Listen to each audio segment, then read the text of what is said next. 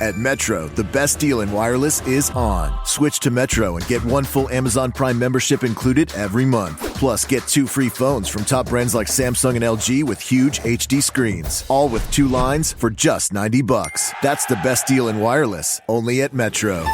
Plus sales tax and activation fee. Requires port-in of eligible number not currently active on T-Mobile network or active on Metro in past 90 days. Limit 4 per account or household. Offer subject to change. Offer valid for new Amazon Prime members. Amazon Prime has a $12.99 per month value. Restrictions apply. See store for details and terms and conditions.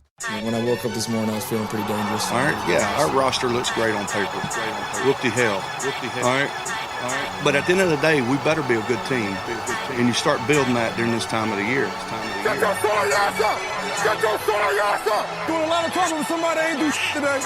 Doing a lot of talking. Do you think you're better than Jarrell Revis is right now? I'm better than you. My 24 years of life, I'm better at life than you. Dave! It's time to go to work! I ain't 36. I ain't never seen you before. Hop. Better go tell the coach you need some help. We gonna expose you, boy. All right, we coming at your ass. Welcome to the Fantasy Football Roundtable. Let's go! Let's go!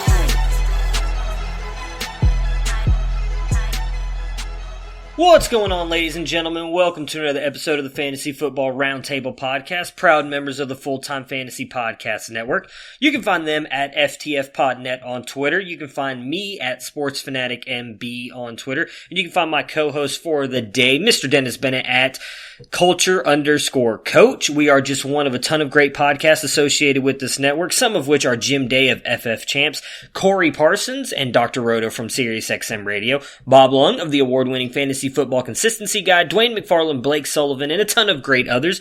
Your one-stop shop for all of your fantasy news, advice, and strategies. You can find all of us on fulltimefantasy.com. We are also excited to be partnering with expandtheboxscore.com. You can find them at XTBoxscore on Twitter. They have some of the best college football stats in the industry. They have NFL and baseball stats as well, and basketball stats on the way. For just $15 a year, you can get all of these great stats. It's all the stats that I use for all of my college football stuff you see me posting on Twitter. And if you use our code ROUNDTABLE, you get 10% off of your 1-year membership. We have, as always, on every Friday podcast, Dennis joining us today. We're going to recap the Thursday night football game and preview all of the Week 9 fantasy matchups.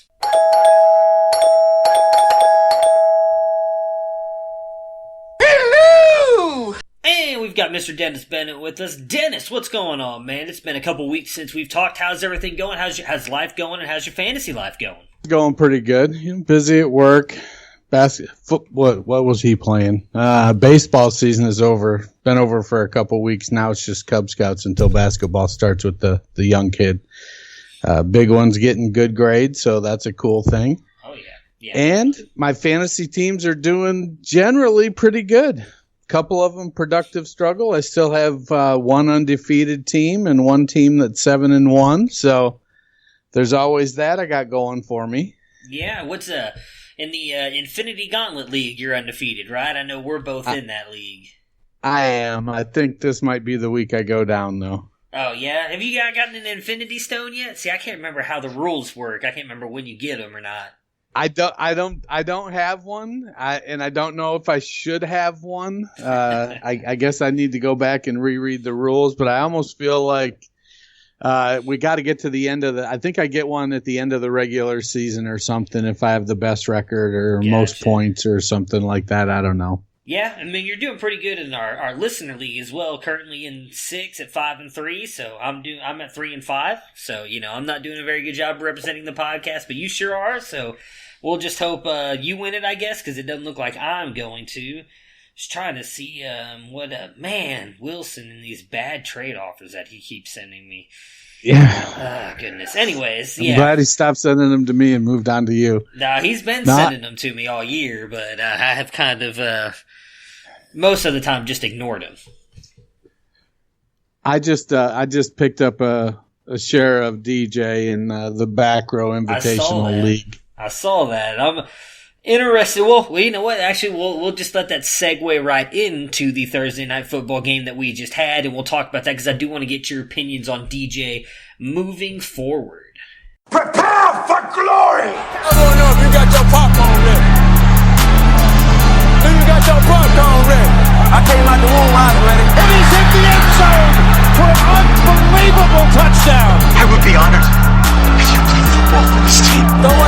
above his head.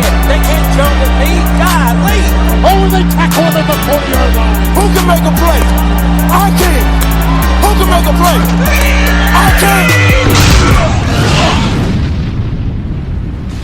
You know, I think he's going to be fine. I having the expectation that he's going to repeat 2016, I think is unrealistic. I think that was his great year. But he's still a good back. And, you know, the injury, he missed a year with a broken wrist. You know, that's not wear and tear on his legs and body. And while he came into the league a little bit older, you know, the guy is still pretty talented. And I think he's set up to go a little bit later into his career at a high level.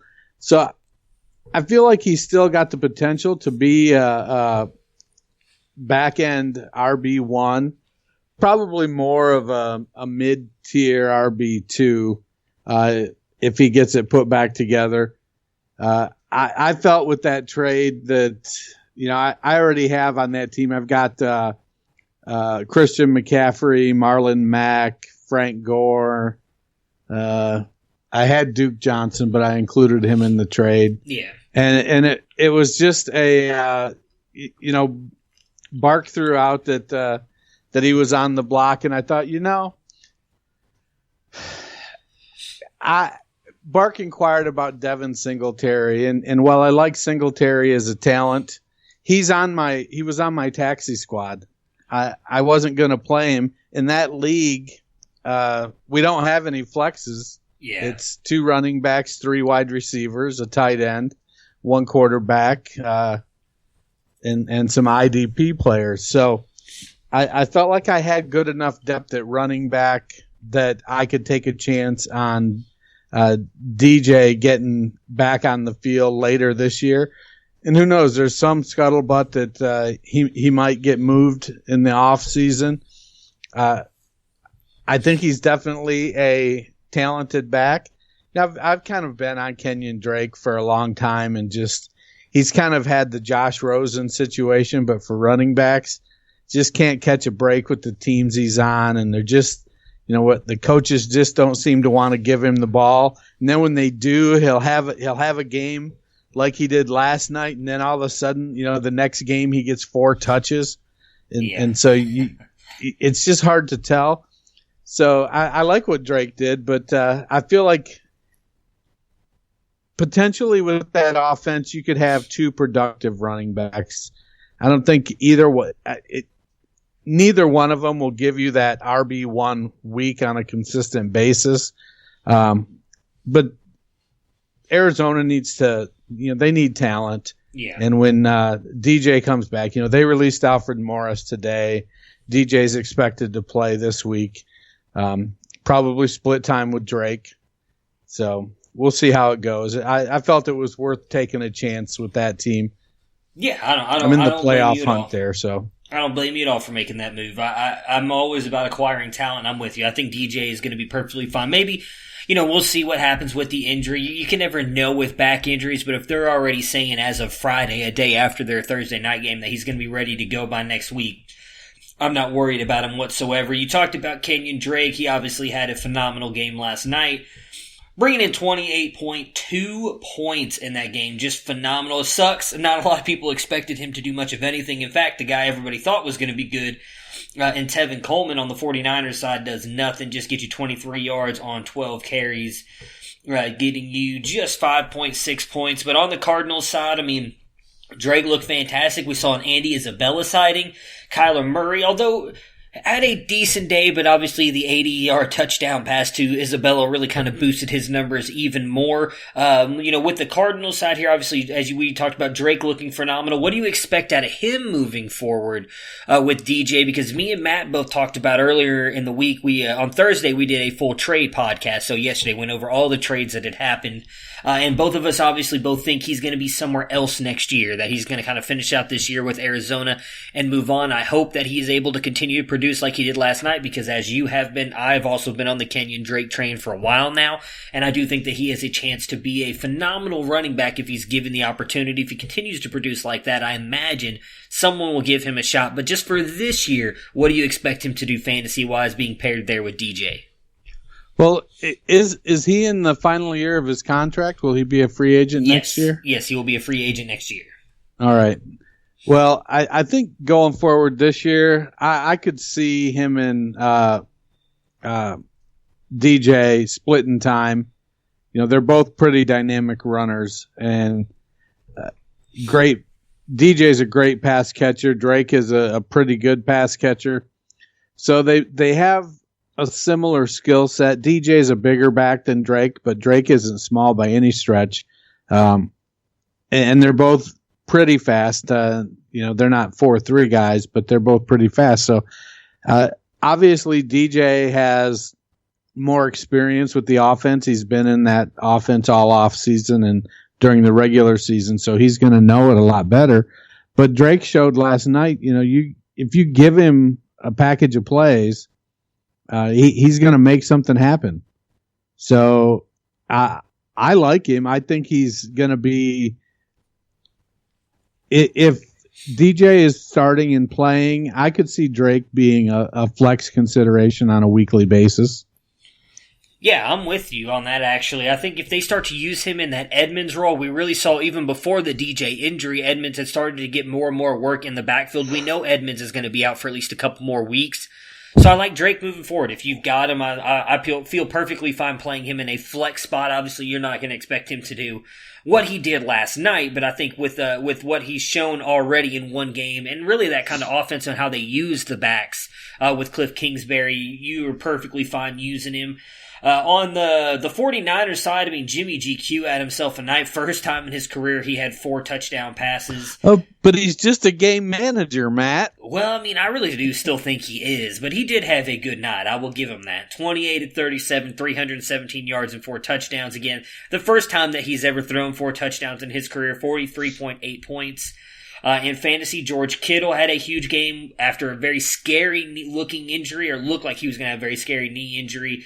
19.9 points in this one, 79 yards on 6 catches and 1 touchdown. Emmanuel Sanders continues to be the guy here for them, though. 112 yards on 7 catches and a touchdown to come in at wide receiver with 24.2 points. Dante Pettis shows up. 21 yards on 1 catch in the touchdown play, 9 points. And then Deebo Samuel, 40 yards on 4 catches. So they stay undefeated. Coleman and Breida continue to be a headache for everybody. Everybody and their mothers last night were talking about Tevin Coleman being the play with as bad as Arizona was against the run. And then, of course, it's Matt Breida who comes out and has the good game here. What do you take on the wide receivers? Me and Matt talked about on Thursday how, for me, the only players I trusted starting were Kittle and Sanders. Those two obviously come through for you. But we do see some good games here out of Pettis and Samuel. You had on here that Samuel had a bad drop as well. What's your kind of takeaway from those? Are they moving anywhere toward flex worthiness for you in Pettis and Samuel? Pettis isn't. Pettis was, I'm not sure what his snap count was yesterday, but I think that was his only target, I think, that he caught for the touchdown. So they're definitely trying to get the ball to Samuel. They like Samuel in that short area. Sanders is clearly the wide receiver 1 there. He's going to get the line. He's going to lead them in target. He's going to get the lion's share of targets and catches. And he's showing that he should. I think that Sanders' presence is going to take some of the pressure off of Samuel and Pettis to have to perform. But that was a terrible drop that Samuel had in the end zone, man. That was a bad drop, and that's not how you engender yourself to your quarterback by dropping passes like that. I like Samuel's talent. I like him better than Pettis, and I'm not a big Pettis fan, but I think that Samuel, in PPR leagues especially, Samuel is going to start pushing for that low end flex on a consistent basis. Okay. And with Sanders and Kittle sort of taking some of that pressure off him, I think that he'll have an opportunity now. He can sit back and relax. I think he came in and felt like he had a chance to be the guy, and he's been pushing to show that he's the guy, and he's not ready to be the guy. But I think he's been trying to be the guy. Mm-hmm. And it's shown in the inconsistency that he's played with. And that bad drop was just another example of that. Yeah, I don't know what's going on with Pettis. I think, he just, last season, I think he was just the handsomest ugly guy at the dance. Yeah, I don't disagree with you on that, actually. And this year, it's one of those things where they're bringing in better talent, and he just keeps getting pushed further and further down. So he's going to have to start to figure out, where does he fit? Is he that wide receiver 3, wide receiver 4? You remember Ted Ginn was drafted real high there in San Francisco, and for all intents and purposes was declared a bust. And he recreated himself as a special teams maven that filled in the wide receiver 3, wide receiver 4 spot, and eventually topped out as the 2 in a couple locations. Yeah. The big play threat, and he's had a 14-year career now or something. Yeah, he's been around quite a long time. Yeah. Yeah, I mean, I think Pettis has really kind of become not necessarily a fair comparison because I do think Tyler Boyd is better than him, but almost Tyler Boyd-ish in the way that we put expectations on him this year. When the A.J. Green injury happened, we kind of put all these expectations on Tyler Boyd, expecting him to be a 1, and then he really hasn't had that bad of a year, but I think he's just kind of shown us that he is what he is. He gets you a lot of catches and yards, but he's just not going to get you a lot of touchdowns. And I feel like because there was no real threat there as a 1, we saw Dante Pettis have a couple good games at the end of the year last year, and we just anointed him as this 1. Even when Kyle Shanahan and everybody came out and said that Dante Pettis was not really going to be the 1, and we were like, no, he is going to be. Maybe we should have just listened. I'm with you. Emmanuel Sanders is obviously the 1. We've seen it the past 2 weeks now.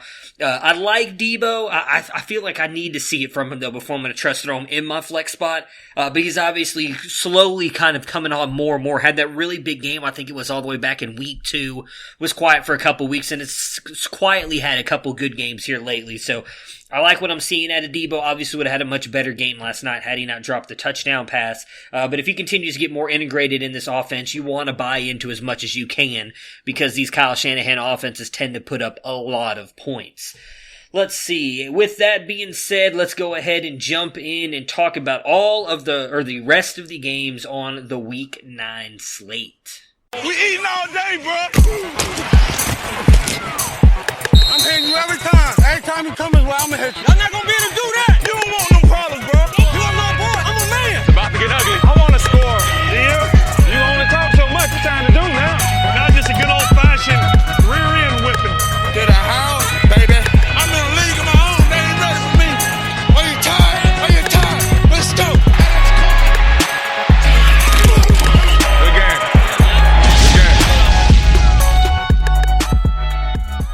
Game previews. Alright, so the first game we've got, forgot we had a very early Monday morning game, or Sunday morning game. My goodness, I'm all messed up today. So we're going to start with that in London, so make sure to set your lineups very early, and that is the Texans and the Jaguars. On the Texans side, second against the pass, 23rd against the rush. This is points against. So obviously 2 is very bad, 23 is good because it's going backwards. So very bad against the pass, but they're decent here against the rush. Fournette, though, I still think he's got to be in your lineups. He has been a baller all year long, finally kind of bringing back, I've said it before, I'll say it again, that value of everybody who drafted him 1-1 a couple years ago. He's finally bringing that back and looking good for you. Let's see, my question for you... So we saw, obviously, in the last matchup when the Texans and Jaguars played each other that Chris Conley and DJ Chark both went off. We know D.D. Westbrook is likely not going to play. So are you willing to put both of them in your lineups this week? We've seen Chris Conley have a couple good weeks and DJ Chark still sitting as a top 5 fantasy wide receiver. Well, I like Chark a lot. I think he's stepping up and taking the lead role there. but Conley makes me nervous. Okay. I don't think he's really shown the consistency that I look for, or that you would hope. If he gets a touchdown, it really helps out. But he's kind of one of those guys that's giving you, 3 for 37 and a touchdown. And if he doesn't get that touchdown, then you've got 3 for 37. That's really my hesitation with Conley. We play in a lot of deep leagues, and so I've started him a couple times this year and been happy to get those 6 or 7 points. But it's the DJ Chark show there. Oh, yeah. And then, he's the explosive one. I think Conley is just a little too similar to Chark. And so when D.D. Westbrook is out, Conley doesn't fill that role very well. And so with Westbrook out, it doesn't really do anything for Conley's game. Gotcha. All right, fair enough. On the Texans side here, so the Jags 20th against the pass, 21st against the rush, so obviously a very good defense here. Regardless of that, you're playing Hopkins, especially with Fuller being out. We've seen with Fuller being out, that just seems to really kind of run the offense through Hopkins. You're obviously playing Deshaun Watson, MVP candidate. My question for you is on a couple other players. We've seen Duke Johnson getting a little bit more work, a guy you just traded away, as we were talking about earlier. Would you be willing to play him or Hyde this week? And what are your thoughts about Darren Fells, who is currently sitting as a top 10 tight end in fantasy? Well, I think, didn't we all call that age 33 breakout for Darren Fells? I think we did, yeah. I'll find it somewhere, or I can throw it in a podcast somewhere just so we did call it. Yeah, it's funny. He Fells has been one of those guys that's flashed over the years, and I think that's what's kept him in the league for 10 or 12 years. He's a big guy, so he's a good blocker. So he ends up just kind of hanging around as that third tight end. And when Jordan Thomas went down this year, I think Fells just ended up being a little more athletic than Jordan Akins. And so he ends up catching touchdown passes. He's not going to get you. I think if he gets you a 50-yard game, you'll be ecstatic. But he kind of does that Chris Conley thing where 3 catches for 27 yards. But Fells will drop 2 or 3 touchdowns on you if you're not watching. Yeah.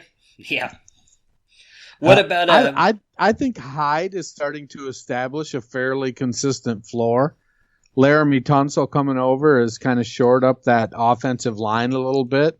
And so, I don't think Hyde is going to – Houston is ever going to put him in that 20 to 25 carry range, which is good, which benefits Hyde because he's that big battering ram type of back at 225, 230 pounds.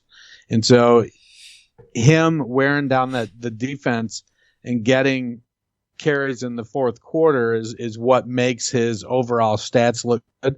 But if you can live with 3.9 yards a carry for 15 carries or 12 carries and a touchdown, Hyde is a decent play in that regard, especially as players are getting dinged up. We got 4 teams on a bye this week. We're going to have a couple weeks with 6 teams on a bye coming up. Yeah. So this is where you want to start to grab those floor running backs, kind of make a trade for them and get them so that the LaShawn McCoys that are going to get the 12, 14 touches. I traded away Singletary in the David Johnson deal, and part of my reasoning is that Singletary wasn't going to help me this year.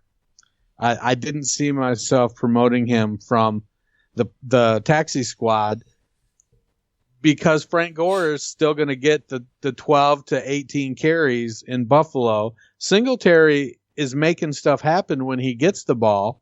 He's just only getting it about 5 times a game.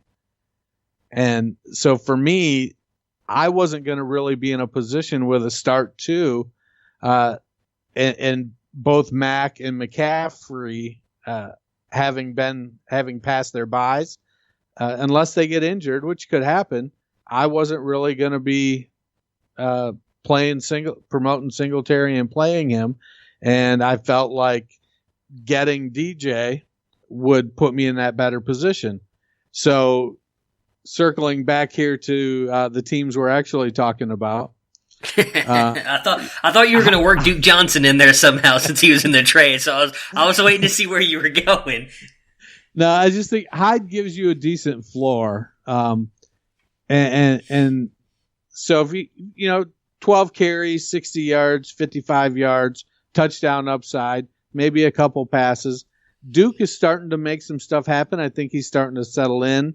But in the ground game, he's the second option in Houston. And unfortunately, Deshaun Watson doesn't throw a ton of passes to the running backs. Yeah. So Duke is getting a little better touch opportunities, but he's not going to put the team on his shoulders and run the ball 20 times either. And he's not going to hold up if you try to do it with him. Carlos Hyde, if you get in a crunch, if Houston goes somewhere where they're playing in the mud, the blood, and the beer, Carlos Hyde he's a mudder, and he's going to do that. I don't think Duke Johnson could do that. Yeah, I'm with you. I forgot to say to begin with, Houston being given 1.5 points and the 67% chance to win this game. Who you picking to win here in London? I think the last London game of the year, too. I think so. I as much as I'd like to go with my boy Lenny Fournette because I have a few shares of him around, I think this is going to be a Deshaun Watson, DeAndre Hopkins game. And so I think, I'm going to stick with Houston even with them losing J.J. Watt. Yeah, I'm going to take the Jags. I picked them to win in the FLA picks thing. I like Minshew Maney. I think he's going to get it done here. Next up, we've got the Titans and the Panthers. The Panthers getting 3.5 points and the 51% chance to win this game. On the Panthers side here, so the Titans, 23rd against the pass, 25th against the rush. So very good in both categories. Regardless, you're starting Christian McCaffrey because he is phenomenal, likely going to be probably a top 5 back again this week. We do know that obviously the Titans, good pass defense, and we're going to have Kyle Allen starting at least one more game at QB this week. We've seen Moore and Samuel kind of bounce back and forth here and there on that. What do you expect to get from them? I do need to note, we don't know if anything's going to happen, but Samuel did not practice today, being Friday, due to an injury that usually is a bad sign if they do not practice Friday, but there's not been any talks about him being out. So assuming right now he plays, are you playing Moore or Samuel against a very good secondary? Yeah, I think definitely I'm comfortable playing Moore. Samuel, I think, gets you some flex consideration. The challenge in Carolina when it comes to the wide receivers is honestly Christian McCaffrey. Yeah. I mean, he's doing what he's doing. So why would you take a chance, unnecessary chances throwing the ball downfield when McCaffrey's going to get you 4, 5, 6 yards a pop carrying the ball, or you can complete, a 5-yard pass to McCaffrey and he's going to get you 35 yards out of it, maybe 80 yards out of it. And it's a much higher percentage throw for your young quarterback. I like DJ Moore and I like Curtis Samuel, and I think they're going to be a dynamic duo at wide receiver. But I just don't think that Kyle Allen is not that elite passing quarterback. And for that record, at this point in his career, Cam Newton is not either. I expect with him going to see Dr. Anderson and reports coming out that his foot is not getting better, I think we're in for a second half of the season of Kyle Allen. So I wouldn't be surprised. Yeah, it's for me. If I have players in this situation, I'm planning as if Cam is going to be gone for the rest of the year. Yeah, and I don't necessarily think that's a bad thing. I mean, I know Kyle Allen had a bad game last week, but San Francisco's defense still considered one of the best in the league. I mean, he's looked very good in all the other games. We've seen kind of up and down with DJ Moore and Samuel. I think both have kind of fallen into that flex territory for me.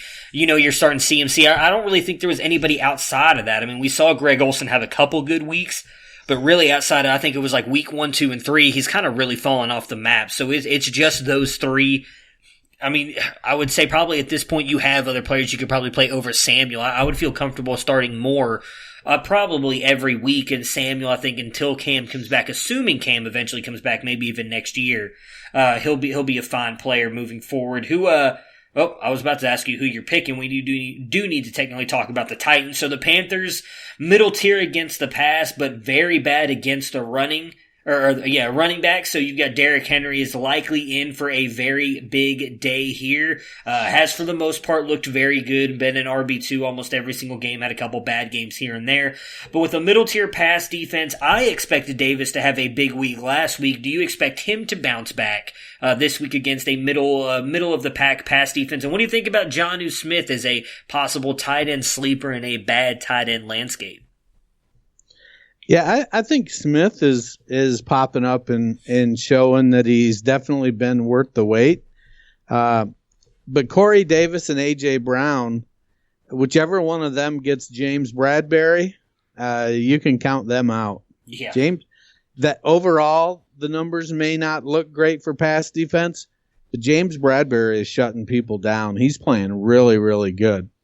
So if he goes up on Corey Davis, it's going to be it could be a tough day, and Ryan Tannehill is not known for taking chances. So it might just be a Jonnu Smith kind of day.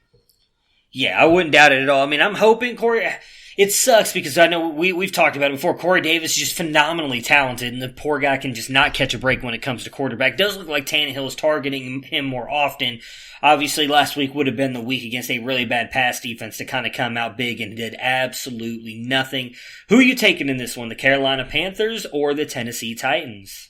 I'm going to take the Carolina Christian McCaffreys. As am I. Next up, we've got a game that likely very few people will be watching, and that is the Washington Redskins and the Buffalo Bills. The Bills getting 10.5 points and the 68% chance to win this game on the Bills side. So the Redskins 10th against the pass, 9th against the rush, so very bad. Bottom obviously 10 in both categories, which I imagine means the Bills offense is going to be very good in this one. I do expect it to be a little bit closer than others do think, but I do think you're firing up John Brown and Cole Beasley. You were talking a little bit earlier about Devin Singletary and Frank Gore, so do you expect more out of Singletary? I do think some of it has been them trying to ease him back in the workload, as he has been out obviously for a while with the hamstring, has slowly been getting more and more work. Do you expect him to get more work here against a bad rush defense, or you still expect it to be the Frank Gore show? Well, the only reason I could see him getting additional work would be is if the Bills get up and the game is fairly handily controlled. So if they're up by 3 touchdowns late in the third quarter, I could see them sitting Gore down. You know, he's 114 years old. Let him rest his weary legs a little bit and let the young guy get a few extra carries. But I think Sean McDermott has built this team in a certain fashion, and they execute their game plan in a very particular way. And I think he's going to stick with that because it feels like it's working. You know, the culture, lately, Dan Snyder and the Redskins culture has started to get a bunch of teams and a bunch of fanalists all, kind of using culture as the buzzword. But I think McDermott has done that. He's sort of created this. He's one of those. He's the right guy for the right team in the right city.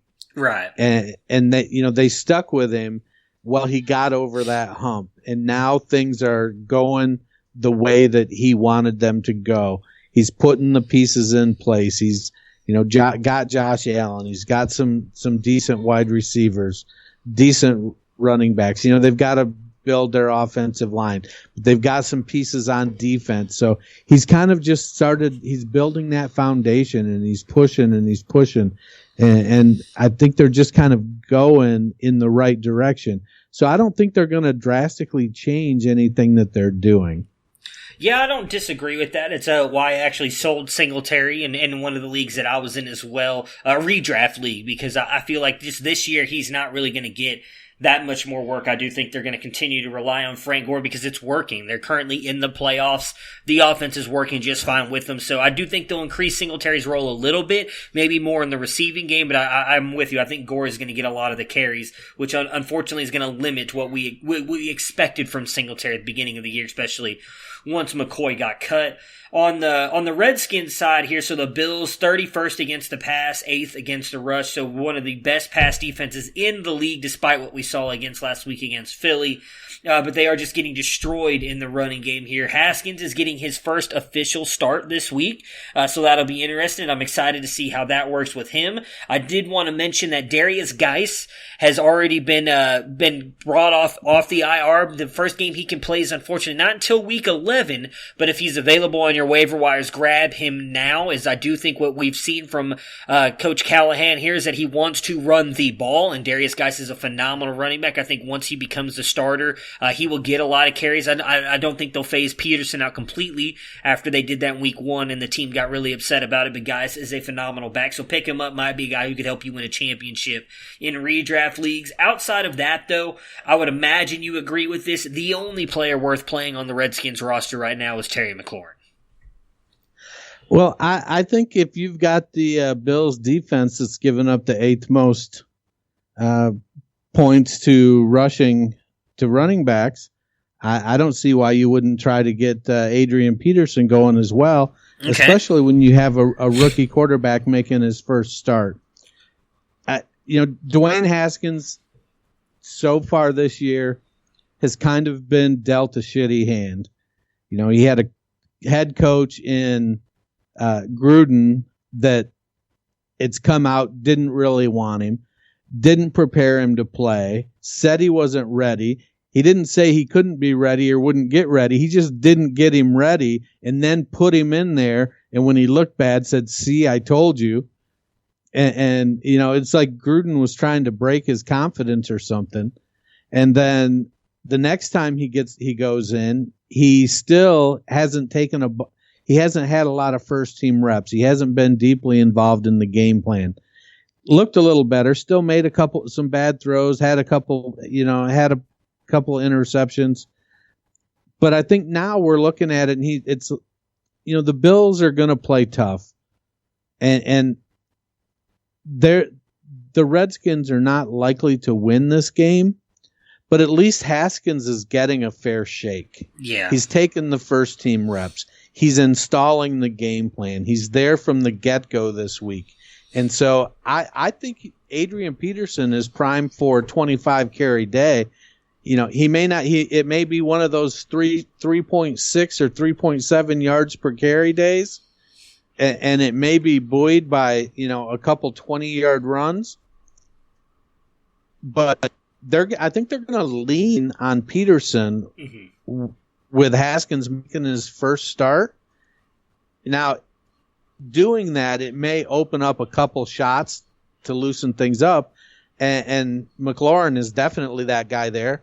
I was reading, I think it might have been MVS Scouting on Twitter, Matt Valdovinos, who's a Redskins fan, saying something about having McLaurin there. There was an interview with McLaurin where he was talking to Haskins about playing in the NFL, and basically was saying the gist of the article was McLaurin knows how to talk to Haskins in those pressure situations, right? And to reassure him that, hey, you're fine, stay calm, keep it together, we got this, I'm here for you, you're here because you're supposed to be, and basically he's got that friendly voice to keep him focused, to help him kind of keep his cool.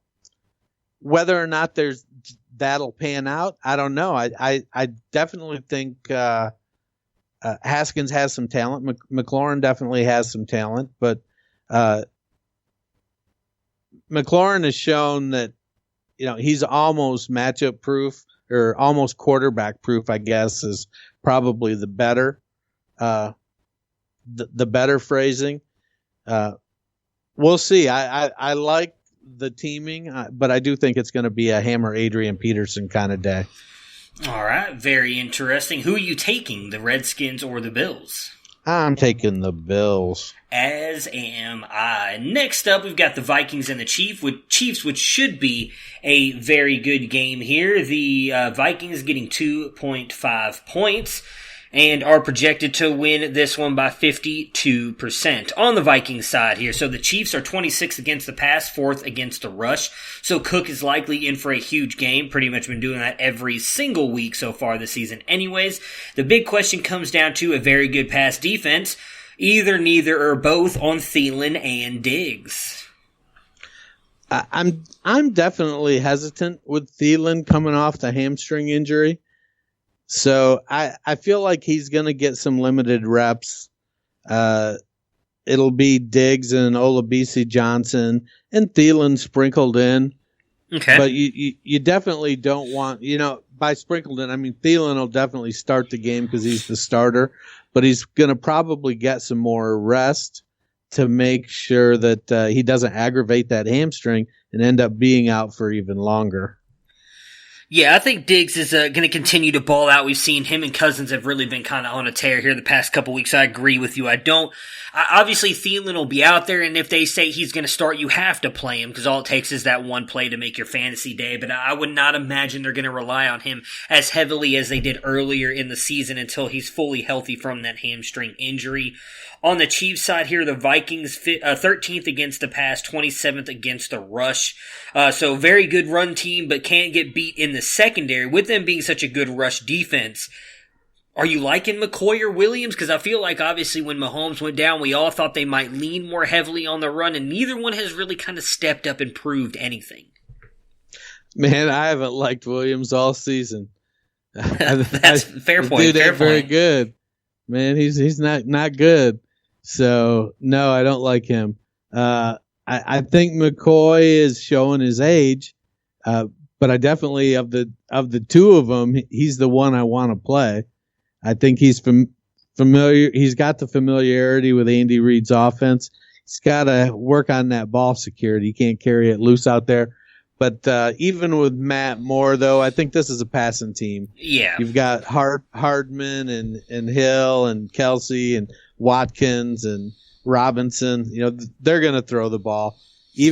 I think Matt Moore, he may throw the ball, set a career high for pass attempts in a game.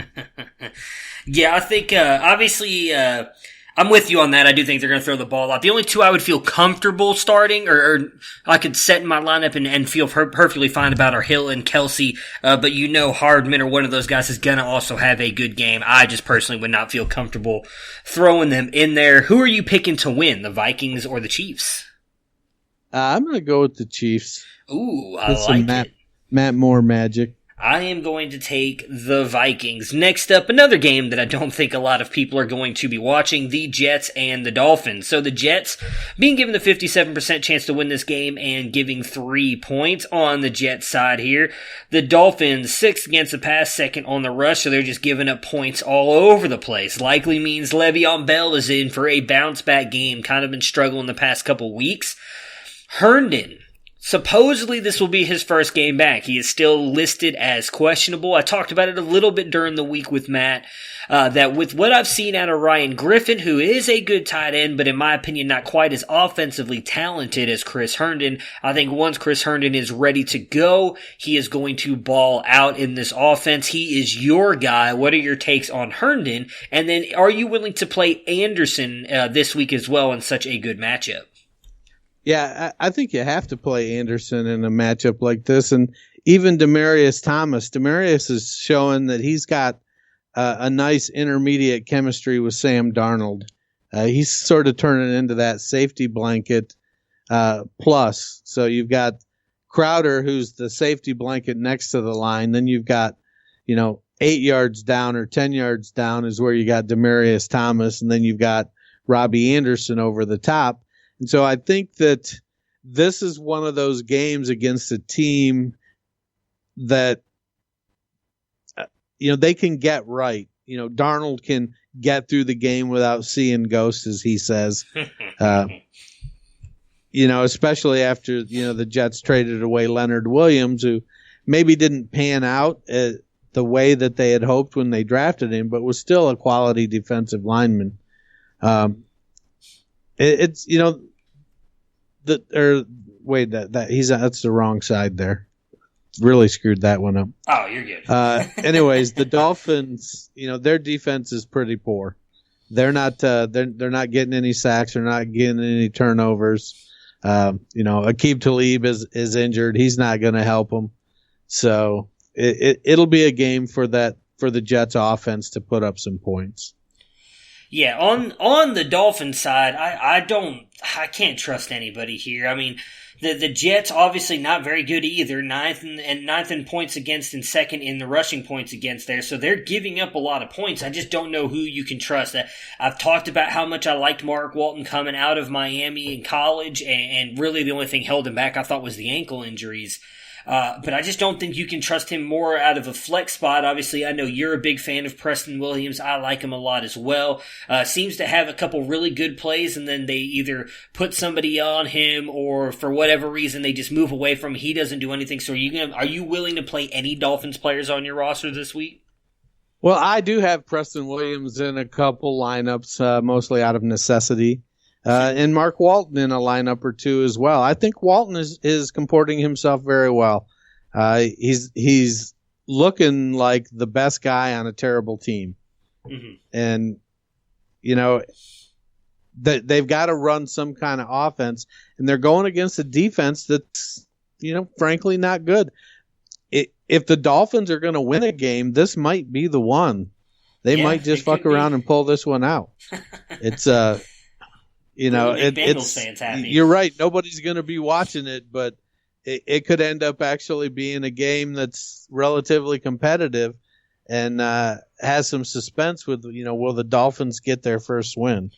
All right. Well, with making that statement, are you going to pick the Dolphins to win this one?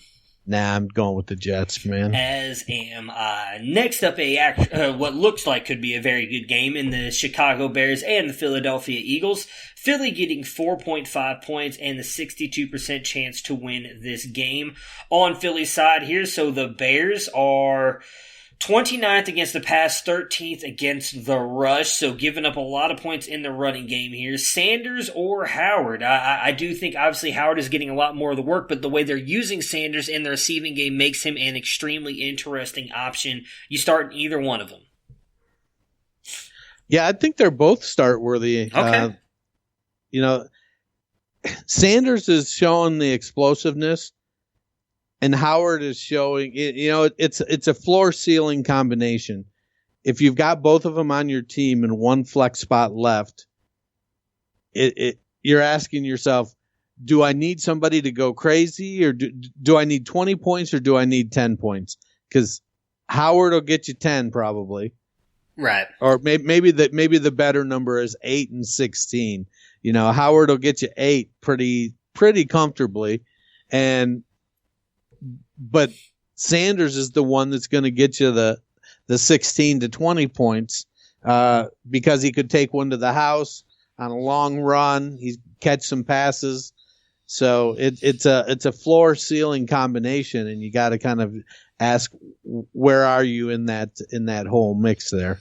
Yeah, with that being said, the Bears, I'm with you on that. I agree with you. If you want the upside, you're going Sanders. Consistency is crazy as it is to say you're going Howard.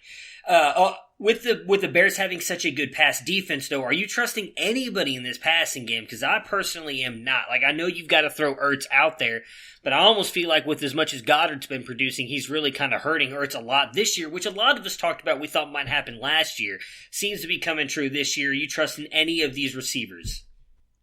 I think it was Curtis Patrick or Ryan McDowell had thrown out there that since week 4, Zach Ertz is tight end 10 and Dallas Goedert is tight end 9. Yeah. So I think it with them, if you have one of them, you're likely playing them. Yeah, you have to. You're probably going to start Alshon Jeffrey if you have him too. He's probably your wide receiver 3, maybe you roll the dice on somebody on a prayer, but Jeffrey's a fairly consistent player and he's a big body and he can be hard to defend.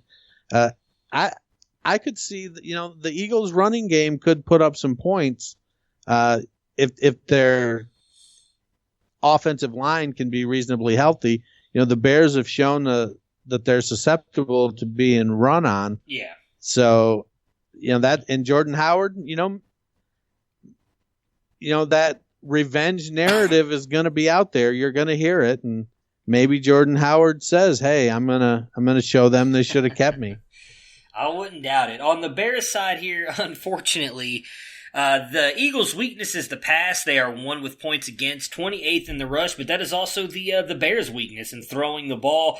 We've seen, especially with the injury, Mitch Trubisky has just really struggled this year. I still think you have to play Allen Robinson because he, regardless of how bad Mitch has been phenomenal. Are you willing to trust anybody in this receiving corps outside of A-Rob? No. Yeah. Absolutely. Now, I keep hoping for Anthony Miller to break out. He was one of the guys going into this year. I thought he might be able to produce, but the Bears with Trubisky at the helm have shown that they cannot support a second wide receiver. Yeah, and so David Montgomery is my next question. I talked about it. I did the Friday podcast last week by myself, and I said I thought he'd have a breakout game last week. He did, however. Eagles defense, phenomenal against the run. I think he's a fade this week. He'll still put up points, likely depending on when you drafted him. You have to play him, but I don't expect a big game out of him. What are your thoughts on Montgomery this week? I kind of agree with you. If you drafted him in the first, 5 or 6 rounds, you're going to be sticking him out there and hoping he can build off of last week. Now, to expect him to rack up numbers like he did last week, it's probably not realistic. He's definitely going to have some more challenges. But could he have 80 yards and a touchdown? That seems like a reasonable expectation. Yeah, I think that would be a great day for him if he's able to do that. Who are you picking, the Bears or the Eagles?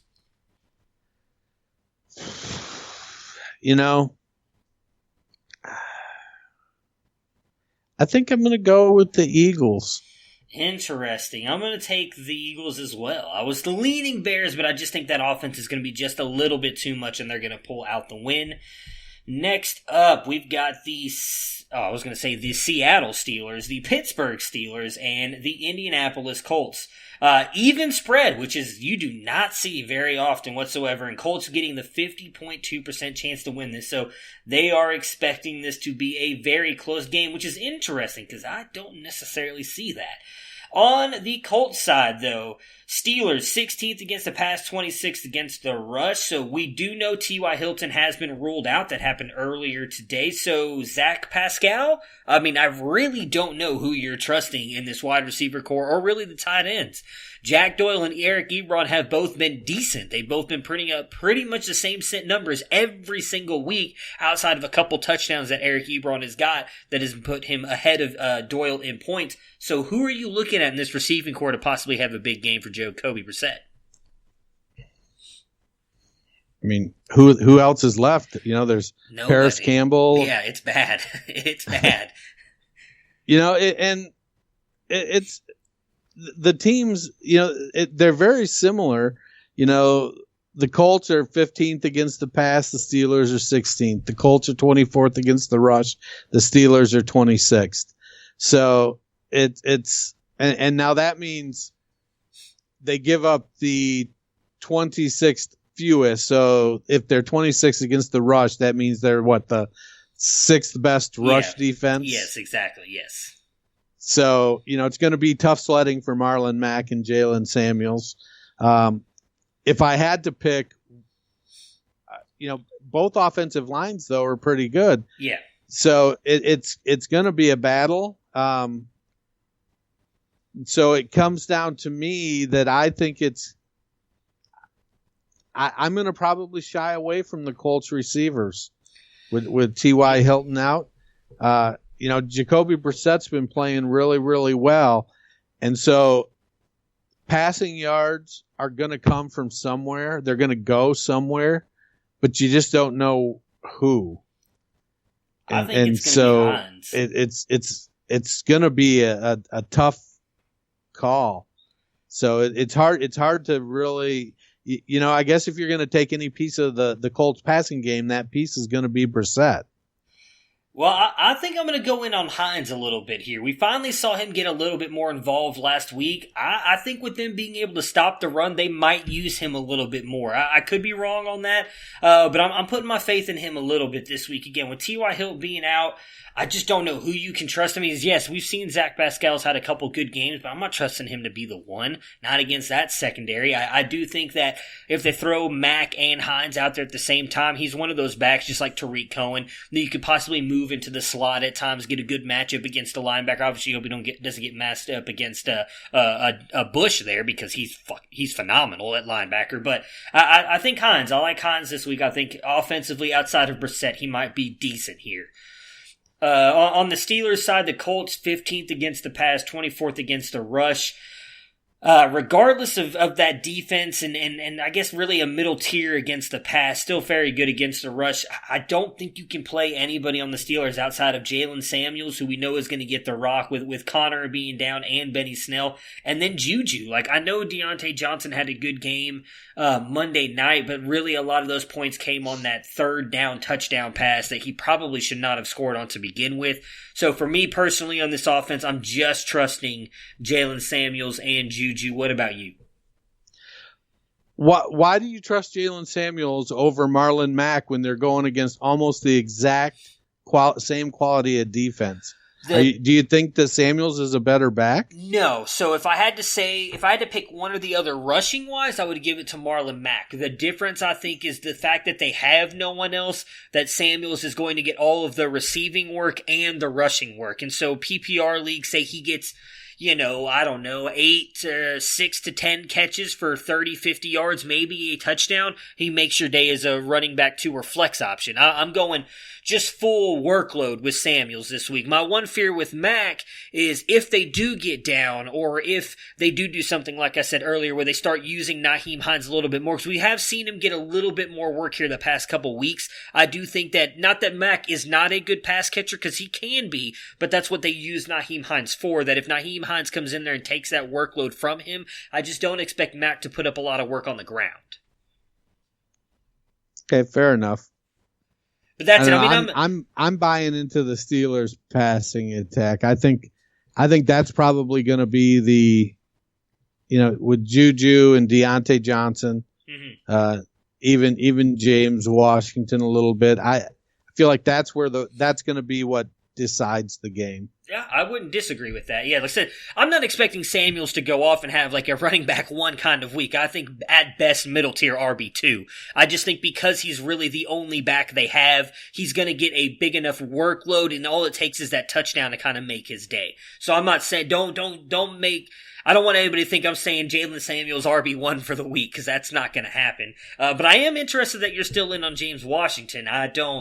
That guy scares the crap out of me, and I had such high hopes for him too. I would maybe play Deontay Johnson. I don't know if I could trust Jalen. I keep saying Jalen Samuels, James Washington this week. Yeah, I don't.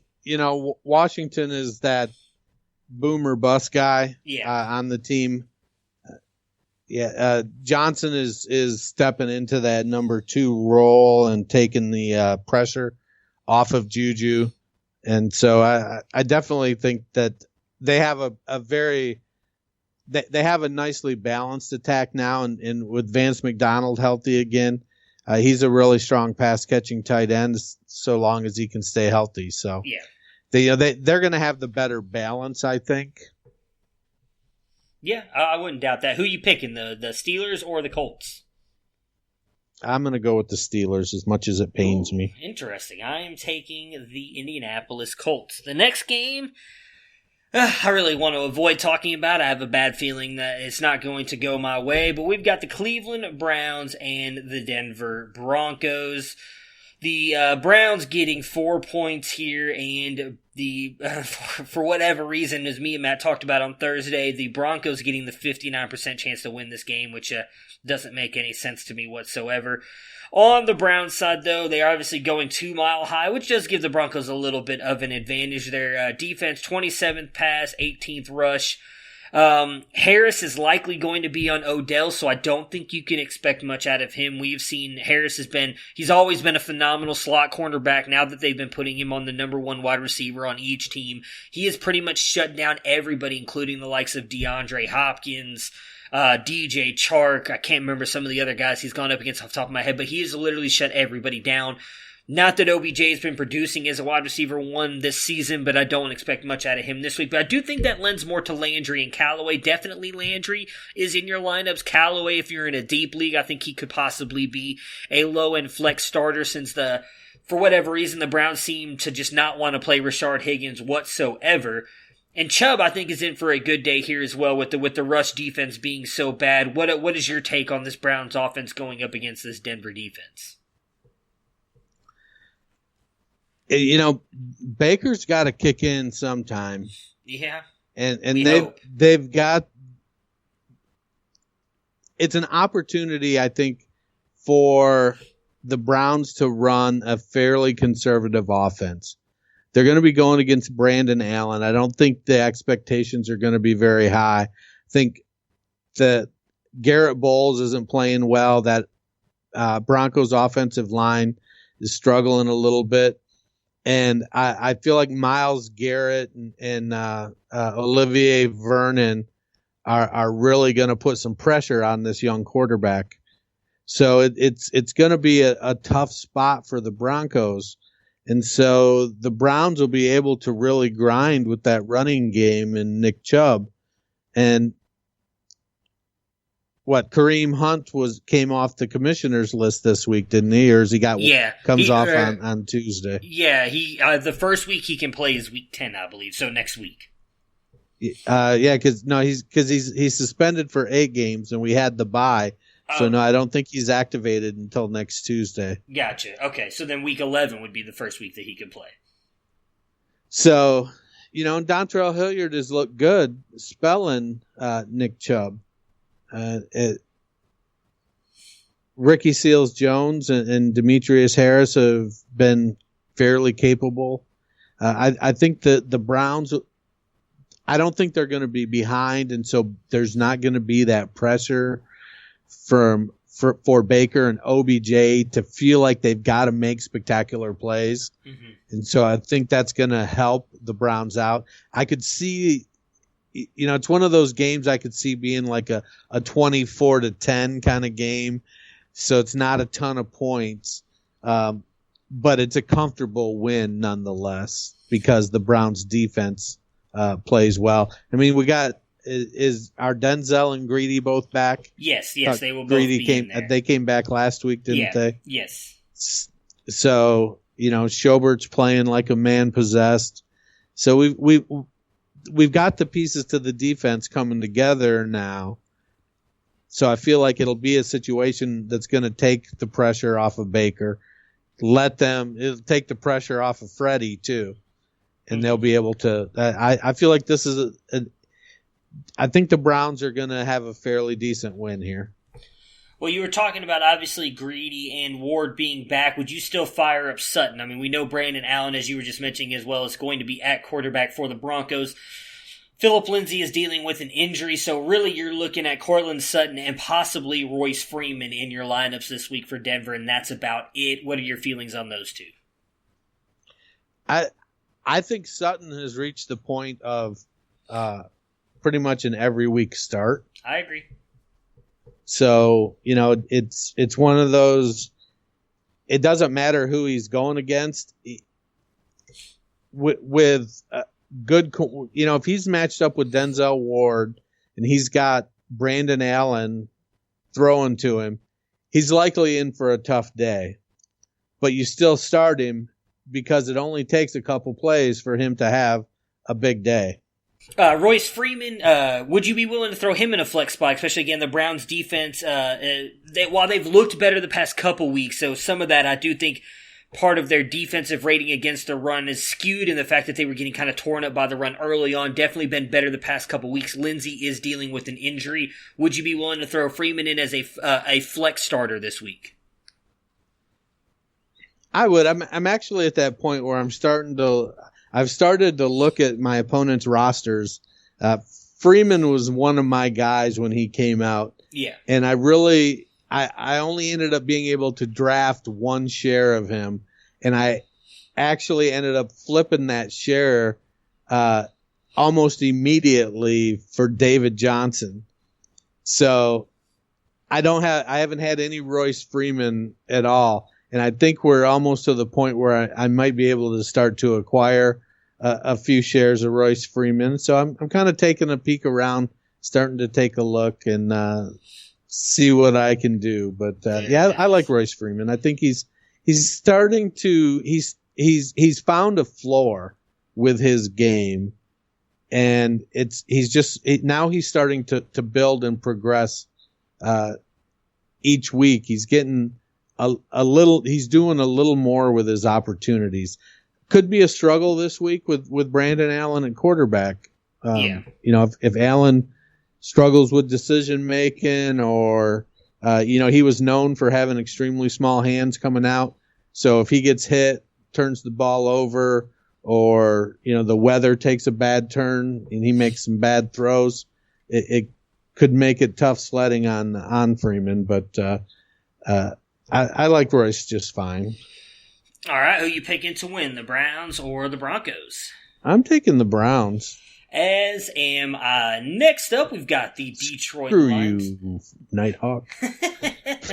Yeah, we were talking about how we both think this could end up being a very depressing game, actually. We said we wouldn't be surprised if this ended in like a 13-13 tie somehow.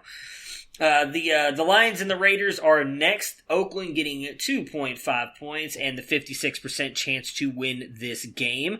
On the Raiders side here, the Lions, 11th against the pass, 3rd against the rush, which is a little bit surprising. I think Williams and Waller are both obviously in your lineups, and looks like Jacobs is in for a good matchup as well. Would you agree with those three? I would. As much as Snacks Harrison gave a boost to the run defense last year, that seems to have dissipated fairly good, and the Lions can be run on pretty good. Yeah.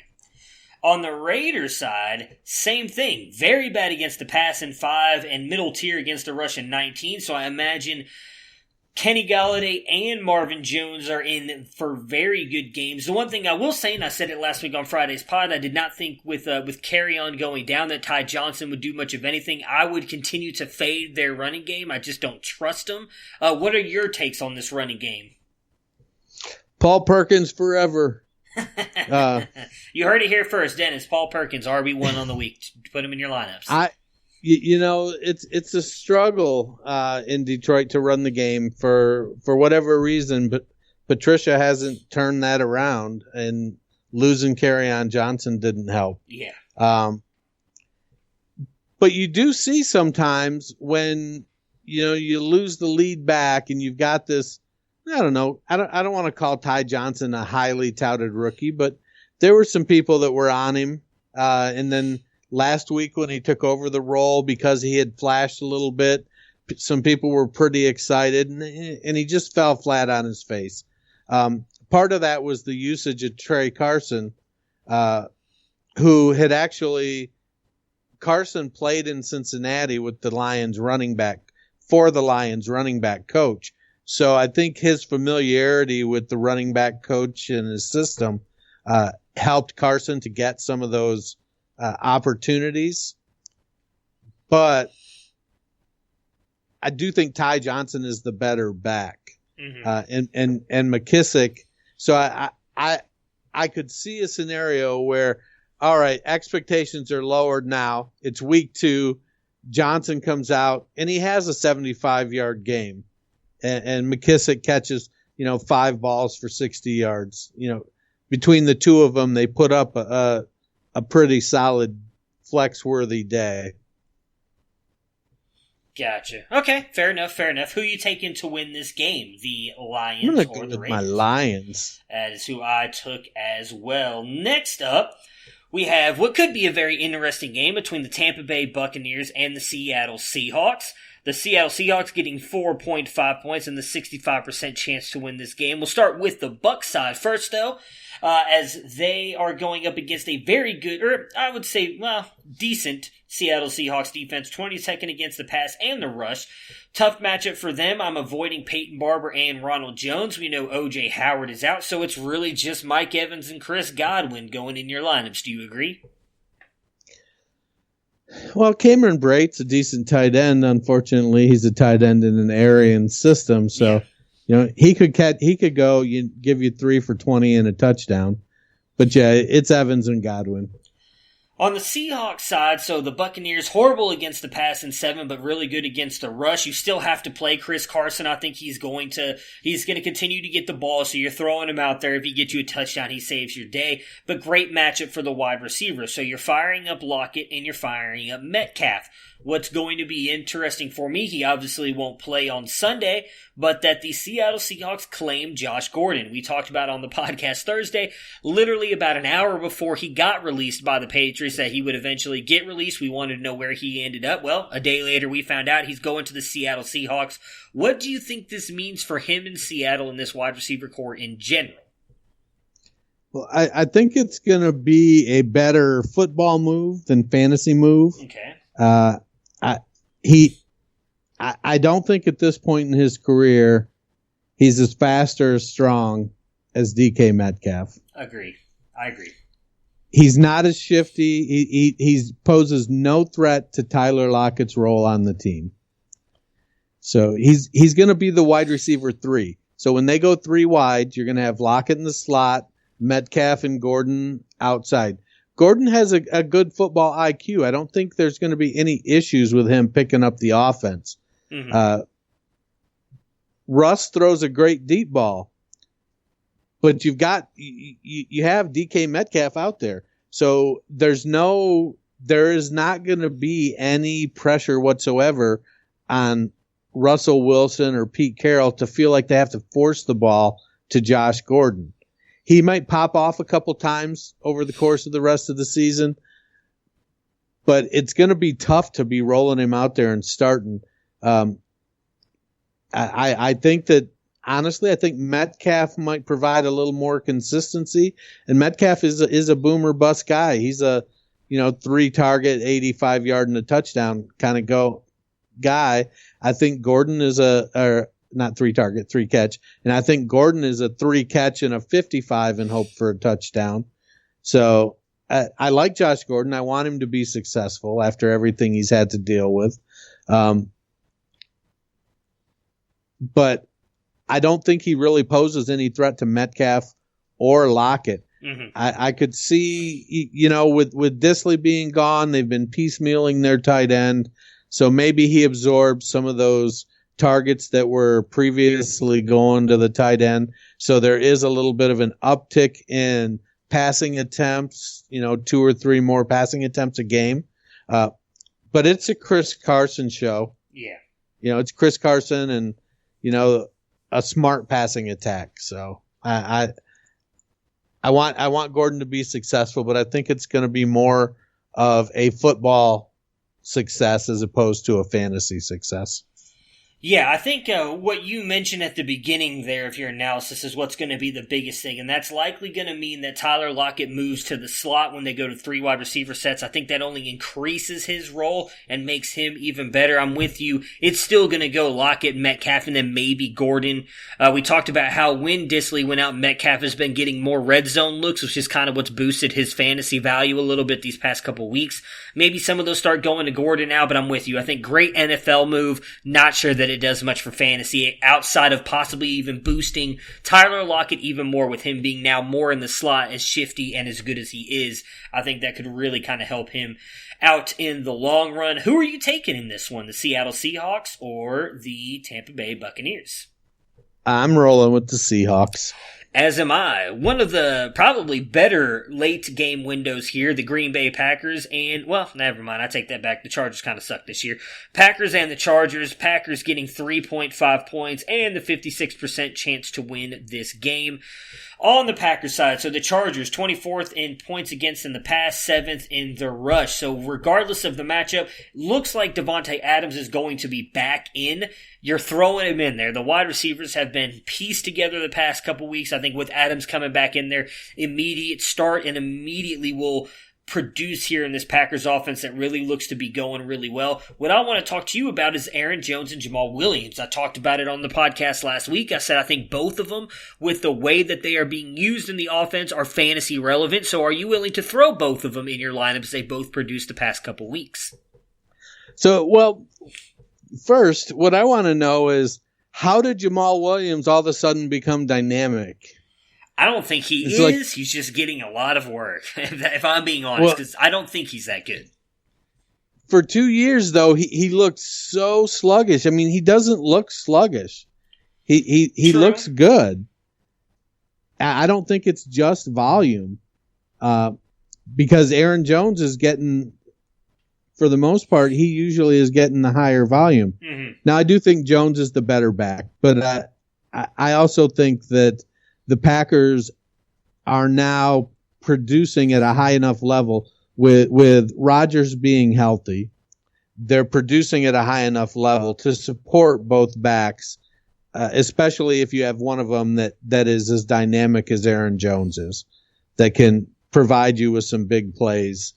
So I think Williams is showing that he's pushing for being a flex play pretty consistently. Mm-hmm. Obviously, I think you can make the case to put somebody, a wide receiver with more upside in there a lot of times. But I think that Jones and Williams are showing me that I'd probably rather play the two of them on a more consistent basis than I would Coleman and Breda. Mm-hmm. I agree with you on that. Like I said, I don't know if maybe you are right with Williams just being better. Maybe that's why he's getting more work. But with the amount of work that both of them are getting, I think you can easily throw both of them. And obviously, Aaron Jones has been producing as an RB1. Jamal Williams has been producing as an RB2. So I would say even as a flex option, that's a pretty good option to have. On the Chargers side here, so the Packers, 21st against the pass, 6th against the rush, so it looks like Melvin Gordon might finally be able to produce as that top back we expected. I do think Allen and Mike Williams likely struggle a little bit in this one, but have to be in your lineups. But what do you think about Hunter Henry? 2 good games, a mediocre game last week. What are your thoughts on him this week against the Packers? You throwing him in your lineup? I am. All right. I'm a big Hunter Henry. I think you have to. I think he has a role. It may not work out each week, but he's going to get his targets. He's going to get his red zone opportunities, and he's a good tight end. So in a position that has just such a wasteland after tight end 6 or 7. I think you roll Hunter Henry out there every week. Yeah, I don't disagree with you. It's a guy I actually got off the waiver wire in a couple redraft leagues because he got dropped due to that knee injury. With as bad as you just said the tight end landscape is, you can't get much worse than having a guy with that much talent in an offense like that. Who are you taking, the Packers or the Chargers? I'm going to go with the Packers. As am I. Next up, the Sunday night football game, which looks like it could be a very good one between the New England Patriots and the Baltimore Ravens. New England getting 3 points and the 62% chance to win this game. New England going up against a Ravens defense, 12th against the pass, 20th against the rush. So good, not great against the rush. I'm sorry, really good actually against the rush. Not so great against the pass. However, I don't know if I really trust anybody in this receiving game outside of Julian Edelman. And Mohamed Sanu will now have been there for about 2 weeks or a week and a half. So maybe you're throwing him out there, but I really don't feel comfortable with anybody outside of Edelman. What are your thoughts on this receiving core for the Patriots? Well, Jacoby Myers has shown that he's consistently producing, 2 or 3 or 4 catches a game if they throw the ball to him. So Myers is looking like he belongs. Edelman is going to get 15 targets. The trouble for New England is going to be that Marcus Peters, Marlon Humphrey, and Jimmy Smith are all finally healthy. And that may very well be the best trio of cornerbacks in the NFL. Yeah, I do not disagree with you on that whatsoever. Again, with the Ravens being so good against the run, I don't know what to do with the running backs. I mean, Sony Michel, I thought would have a good game last week, kind of came up a little bit small. He's been fairly consistent, though, if you really go back and look at his points. Outside of week 1, has been close to 10 points, had a couple big games here. I think if you've got him, you got to play him, but I'm not expecting a big game from him. What are your thoughts on Sony against this Ravens defense? I think it's going to be tough sledding, but the opportunity for him is going to be there because of those defensive backs on those wide receivers. Yeah. So I can just see Bill Belichick, his hair standing up on end and he's wearing a white lab coat and he's, there's all kind of math up on the board and he's got a beaker with fog coming out of it. There's something going on in the lab. I don't know what it is, but I can't wait to watch it. It is going to be crazy to see because you've got probably the best game planning head coach in the history of the NFL and the ultimate weapon in Lamar Jackson. Yep. And I can't wait to see what happens. Now, I think that you play the studs from each team. So you're playing Edelman, you're playing Brady. You're going to play Michelle, but we know now 8 games in that Michelle is, a 50-yard rusher and a touchdown. Yeah. That's what we're hoping for out of him. James White's going to catch his passes. So, they don't have much at the tight end position. They're going to have to scheme people open against those defensive backs. And on the other side of the ball, it's run, run, run. Bill takes away your best player. Well, if Lamar's their best player, then Bill is going to have him do what he does worst, which is pass the ball. So we're going to get to see how well has Lamar developed as a passer. Mm-hmm. And so it could be a Mark Andrews, Willie Snead, Miles Boykin, Marquise Brown kind of game. Yeah. Oh, I agree with you. I would not. You probably have to start Mark Ingram because of where you draft him. I'm not expecting much of anything out of him at all. Again, you're looking at literally the best defense against the pass and the rush. They are 32nd in both categories. We do know that Hollywood Brown will be back. I don't know if I'm trusting anybody outside of maybe Andrews, and that's just because of how bad tight end is. I mean, I guess if you have Hollywood Brown, you throw him in your flex spot, all it takes is that one play with that speed, but I get what you're saying, and I agree with you. They're likely going to make him pass, but we've also seen in a couple of the games where they've tried to make him pass, nobody's really come through. So I don't know if I'm really trusting any of those guys outside. If you have Lamar, you're playing him because if he is able to get some rushing yards or rushing touchdown, he immediately brings you that value. But I think with Hollywood Brown, you can throw him in your flex spot, and then Mark Andrews, you're obviously playing him in your tight end. But I would not play anybody else out of those three. Which, go ahead. If the ploy is to make Lamar throw or get the ball out of his hand, that could open up the running lanes for Ingram. That could give Ingram opportunities to run the ball. The goal is to contain Lamar. Well, if Lamar doesn't have the ball in his hand, he's effectively contained. True. I do think that I think they're going to put some kind of spy there, though. I think Van Noy or Collins, one of them is going to spy him, and then if they hand the ball, I don't think either one of them can spy him. Well, I agree on the speed they're part just of not it, fast enough. But if they can keep him in the pocket, if they can kind of keep him almost like a QB contained defense and kind of getting around the outsides of them. If they force him up in the pocket, I think one of them can hit him. I don't know if he'll be able to get away from. Now, if he gets to the outsides, yeah, neither one of them's keeping up with them. But I think if their defensive ends can kind of push around him and keep him in the pocket, if he tries to push up, I think if one of them is spying him, they're going to come up and hit him pretty quick. Now, are they going to get him every time? Probably not, because Lamar Jackson can be very, very shifty when running the ball, but I would say probably 8 times out of 10 they're going to get to Lamar before he gets any real yardage. That's just my opinion. Again, that's coming up the middle. If he gets to the outside, all bets are off. There's no way Collins or Van Noy are getting to him. But I think if they're able to force him up into the pocket, they'll be able to get to him before he does anything. What I was going to ask you real quick, because I actually have this dilemma, so I'm going to get your expert advice on it. I have Hunter Henry and Mark Andrews, and I need one of them for my tight end spot. Which one would you play this week? What are your flex options? My flex options are taken care of. It's I don't remember exactly who I have, but they're let's see, Juju Smith-Schuster, and then right now I have Devin Singletary in because Gurley's on a bye, and he would be my other flex, or Sony Michel, one of those 3.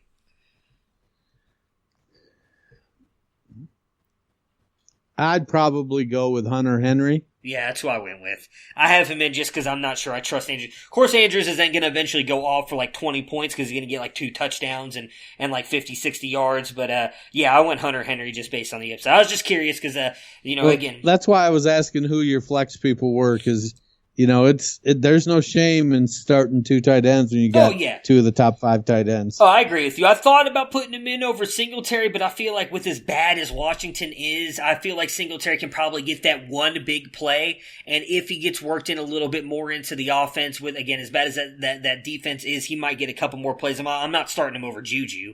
So it comes down to Singletary or Andrews for me. Haven't quite made the decision yet, but I think I'm going to end up sticking with Singletary. All right, now Tom, who are you picking to win this game, the Patriots or the Ravens? I'm going to go with the Patriots. As am I, unfortunately. All right, the Monday Night Football game, the Dallas Cowboys and the New York Giants. Dallas getting 7 points in this one and the 80% chance to win this game. On Dallas' side here, the Giants just bad. 3rd against the pass, 11th against the rush. So you're firing up Amari Gallup, likely in line for very big games here against the Giants, especially with the Cowboys coming off a bye. Obviously, Zeke, a great play as well there. I don't really think there's any analysis on the Cowboys side we have to talk about. I mean, you're playing Dak as well. They've got a great matchup. The side I want to talk to you about is the Giants side. The Cowboys, very good against the pass, mediocre against the rush.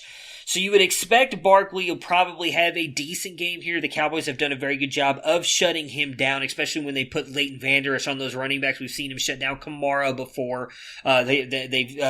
I can't remember who the other player is that they've done it to. I think it was Gurley last year in the playoffs. They do a very good job against running backs. So Barkley, you have to play him in for an okay game, but not a great game in my opinion. But what about the receiving options for the Giants? Who would you trust to throw in your lineups, including Evan Ingram in that against a very good pass defense?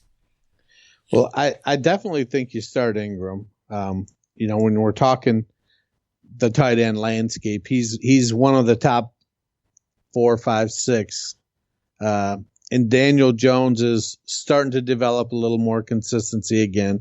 He had a big game, a couple down games back up. So it's going to be a challenge for the Giants. They're going through growing pains with their rookie quarterback, but they get Sterling Shepard back this week, it looks like. So they're going to have Shepard, Tate. And Darius Slayton has come on and shown that he's a viable option in that passing game. So it's kind of if you look at the 2 teams, you've got Dallas, and then the Giants are almost like Dallas, just not as good at virtually every position except tight end. So, Dak is better than Daniel Jones, and Amari is better than Golden Tate, and Cobb is better than Sterling Shepard, and Gallup is better than Sterling Shepard, and Cobb is better than Darius Slayton. And so it ends up, they're just other than Ingram. And so I feel like the Giants are going to make some plays. This is one of those, it's a 33-21 kind of game where the Giants pop a couple times and they get some plays, get some yardage, maybe a long touchdown run from Barkley or something. But that the Cowboys are not really in doubt throughout this game. So I like the Giants players. I just think it's going to be a little bit of a challenge going up against that Dallas defense. Yeah, I really want to pick the Giants because I need Dallas to lose, but I don't really see it happening. Who are you picking in this one? I'm going with the Cowboys. Yeah, I'm still going to go with the Giants just because I'm hoping that it works out for me, but I likely see there's a very good chance that the Cowboys end up winning this game. Dennis, thank you so much for joining me again on Friday. I wish nothing but luck to all of your teams this weekend since I don't think we're playing each other in any of the leagues we're in, so definitely hoping you pull off all the wins there. Please rate, review, and subscribe. We've actually got a huge jump in ratings lately, which we appreciate that. Continue to do so. We've got a new logo on the way, and then obviously the new intro that dropped yesterday, so hope you guys enjoyed that. We'll continue to roll out some more stuff here throughout the year, and especially in the off season. Once me and Dennis are able to start doing this more often, like we did last year, we'll come up with some more stuff to kind of help out the viewers and throw to you guys. So, Dennis, thank you so much. Have yourself a good weekend, and I look forward to talking to you again next week. Right on, man. Prepare for glory! I don't know if you got your popcorn ready. Do you got your popcorn ready? I came out the womb, I was ready. And he's hit the end zone for an unbelievable touchdown. I would be honored if you played football for this team. Throw it up above his head. They can't jump with me. Golly. Oh, they tackle him at the 40-yard line. Who can make a play? I can. Who can make a play? I can.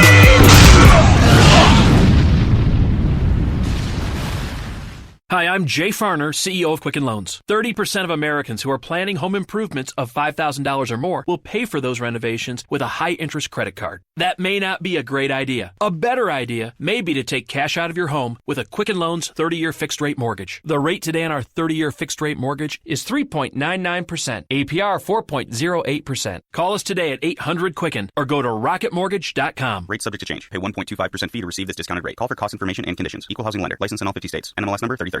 And now, an ad from Dad. All right, save money on car insurance when you bundle home and auto with Progressive. Can I take these off? All right. What is this? This looks good. Wow. That's well made. Where did you get this? I'm talking to you with the hair. Yeah, where did you get this? It's good stuff. That's solid. That's not veneer. That's solid stuff. Progressive can't save you from becoming your parents, but we can save you money when you bundle home and auto. Progressive Casualty Insurance Company, affiliates, and other insurers. Discounts not available in all states or situations.